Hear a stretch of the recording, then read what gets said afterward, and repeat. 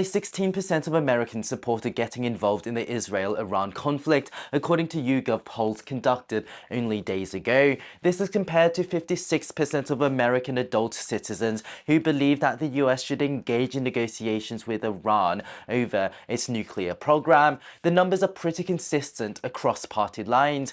Knowing these numbers and his anti-war, pro-negotiation stance, why did Trump suddenly abandon peaceful negotiations and start bombing Iranian nuclear sites instead?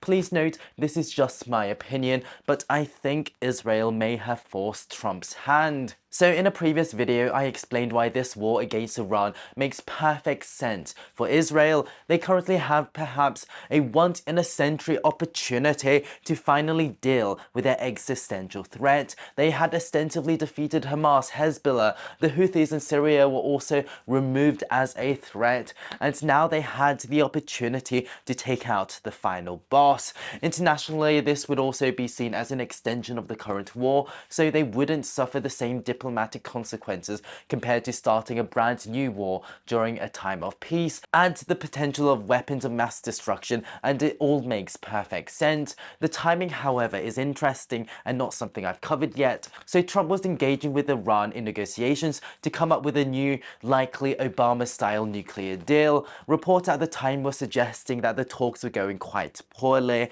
and with Trump's tendency to want a fast rather than a good deal, well, the best case scenario would not be great for Israel, and once signed, the window of opportunity to strike Iran directly would close, because the diplomatic consequences of embarrassing Trump and by extension America on the world stage would be severe, and thus Israel had to launch the attacks then and there. However, capable as they are, they didn't have the ability to destroy the nuclear sites buried deep within the mountains. So despite their stunning and well executed precision attacks, the best case scenario would simply be a deeply wounded Iran, but one still with nuclear potential, and now with the motivation only the desire for revenge can give. Well, this situation would not be desirable for Israel or America, and thus America, the only country with the weapons capable of destroying those nuclear sites, had no choice